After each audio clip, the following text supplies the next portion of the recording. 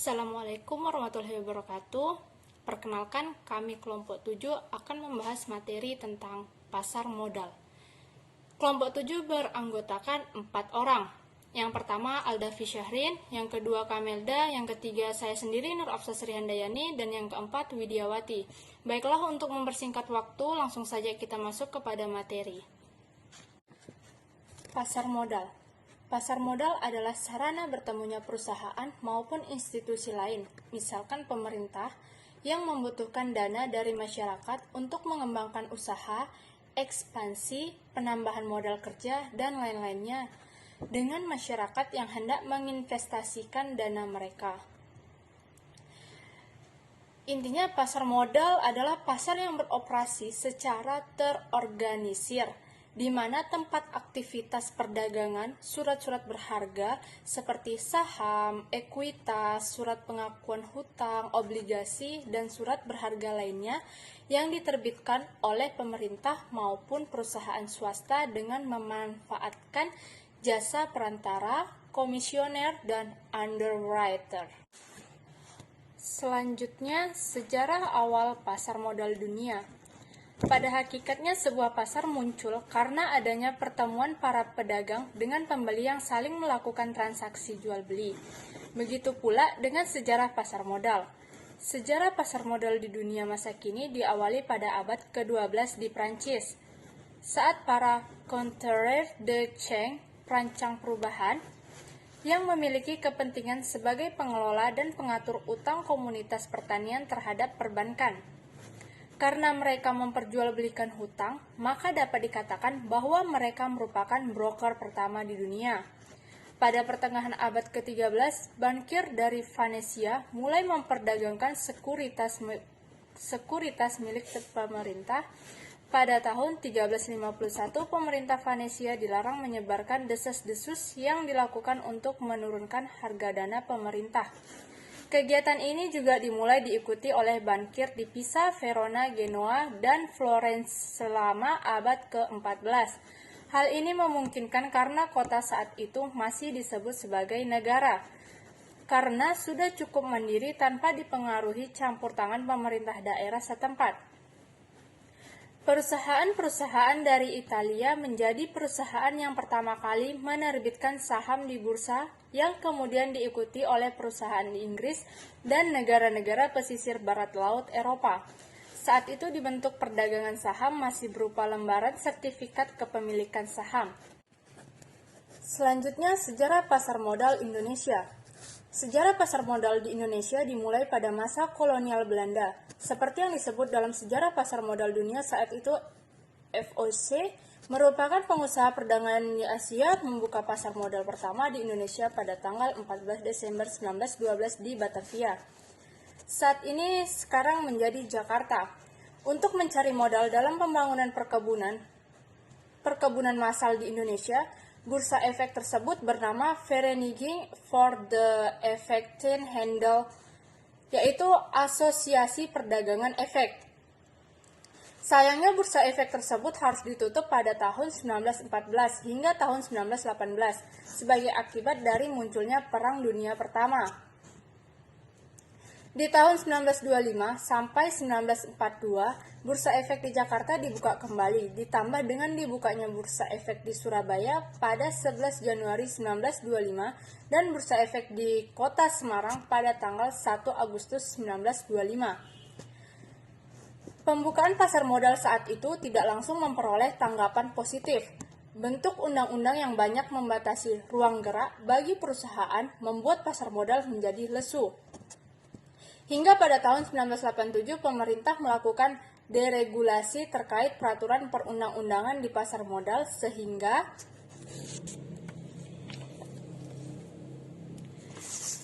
semakin mempermudah emiten dan juga investor. Melalui keputusan Kementerian Keuangan nomor 1055 KMK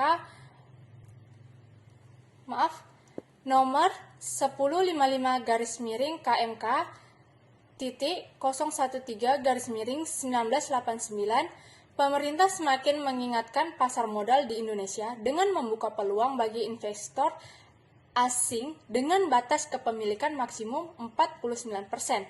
Pemerintah pun merubah Bursa Efek Jakarta sebagai perusahaan swasta, sedangkan Bapepam yang sebelumnya sebagai penyelenggara bursa, maka kini hanya menjadi regulator perdagangan di pasar modal.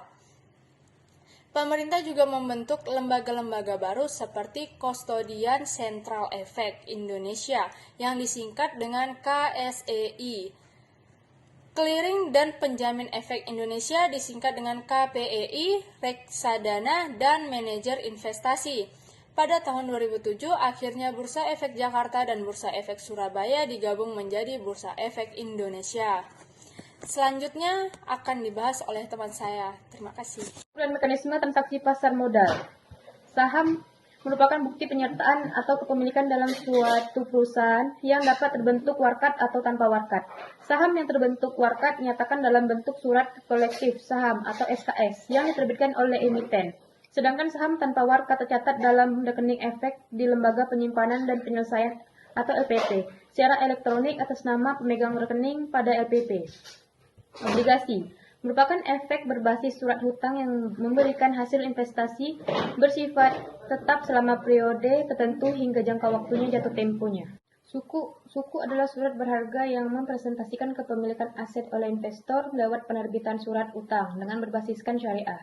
Suku bisa diterbitkan oleh negara, perusahaan BUMN, maupun swasta. Efek derivatif. Efek derivatif merupakan efek turunan dari efek utama, baik yang bersifat penyertaan maupun utang.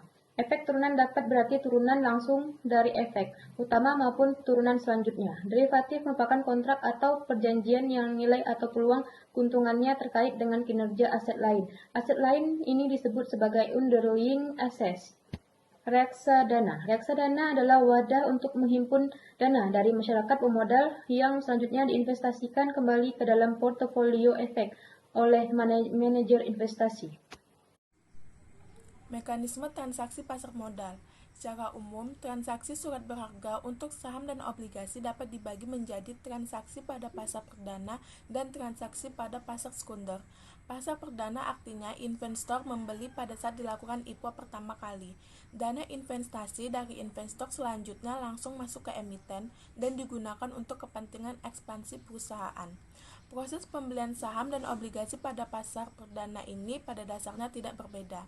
Dari gambar di sini, gambar ini merupakan ilustrasi pasar perdana dan pasar sekunder. Emiten mengajukan pendaftaran ke Bursa Efek Indonesia untuk melakukan IPO. Emiten itu yaitu pihak yang melakukan penawaran umum. Lalu selanjutnya, emiten mengajukan permohonan pendaftaran ke OJK untuk mendapatkan pernyataan efektif. Setelah itu, emiten beserta perusahaan menjamin emisi melakukan penawaran penjualan saham perdana kepada para calon investor. Lalu yang terakhir, pencatatan saham di Bursa Efek Indonesia dan investor bisa melakukan transaksi jual atau beli saham di pasar sekunder atau lantai bursa. Lalu gambar yang kedua merupakan proses membeli saham dari obligasi pada pasar perdana. Investor mengisi formulir pemesanan saham dan melakukan setor dana ke rekening dana nasabah atau RDN di perusahaan efek, kemudian menyerahkan form pemesanan, identitas diri, serta bukti setor. Langkah selanjutnya yaitu proses efek akan menyerahkan formulir pemesanan saham ke penjamin emisi untuk kemudian dilanjutkan ke Biro Administrasi Efek untuk mendapatkan penjatahan saham.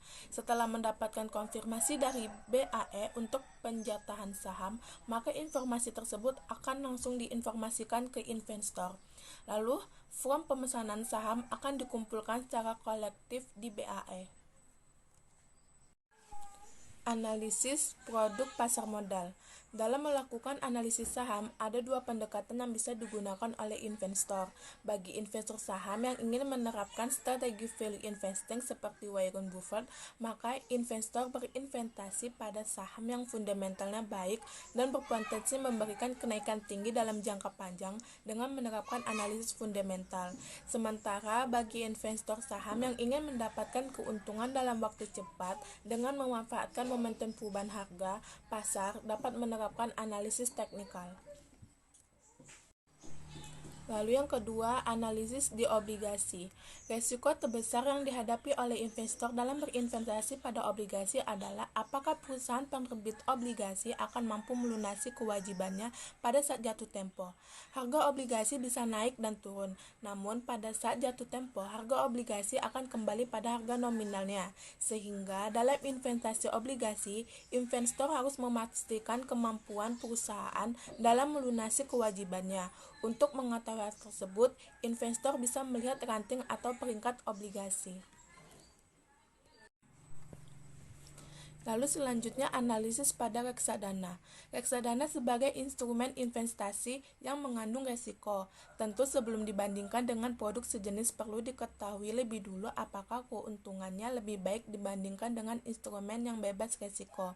Di Indonesia, salah satu instrumen yang bebas resiko adalah deposito yang dijamin oleh LPS.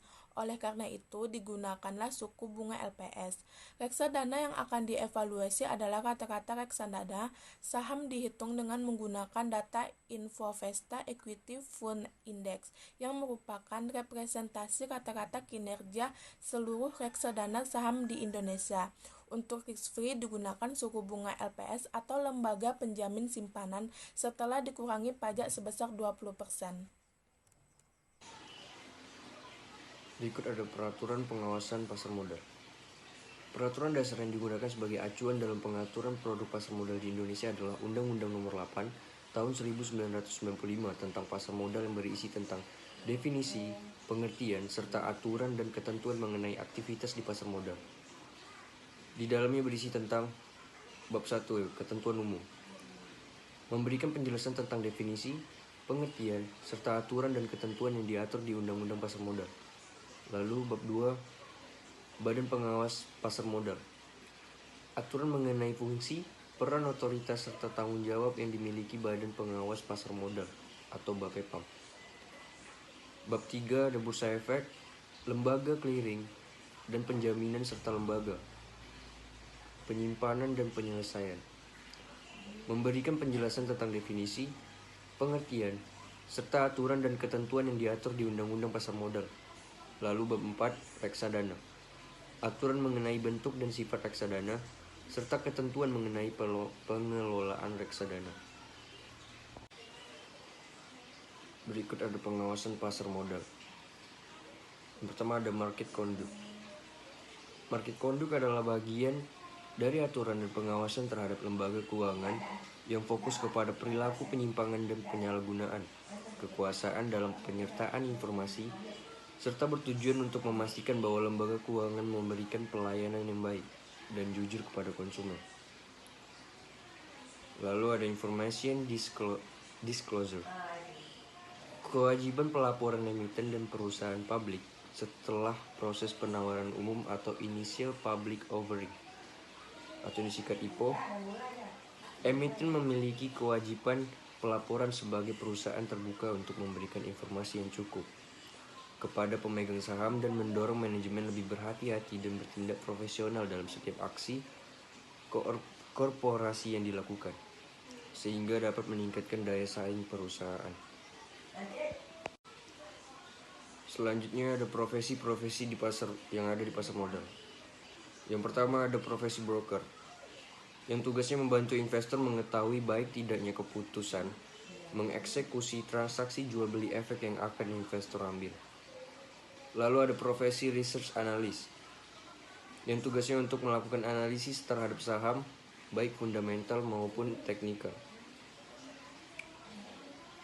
Selanjutnya ada profesi investment banker, yang bertugas untuk menawarkan jasa underwriter bagi perusahaan yang menawarkan jasa investment banking dan menjadi penasihat sebuah perusahaan untuk akuisisi dan merger. Lalu ada profesi riset yang tugasnya untuk melakukan riset terhadap pasar sebagai masukan bagi manajer investasi. Dan ada pengelola dana atau manajer investasi yang bertugas untuk membentuk portofolio investasi dengan melakukan jual beli saham dan obligasi. Dan yang terakhir ada marketing atau pemasar, yang tugasnya untuk memasarkan produk reksadana. Untuk menjadi seorang pemasar, izin yang harus dibutuhkan adalah wakil penjual efek reksadana atau WPOT.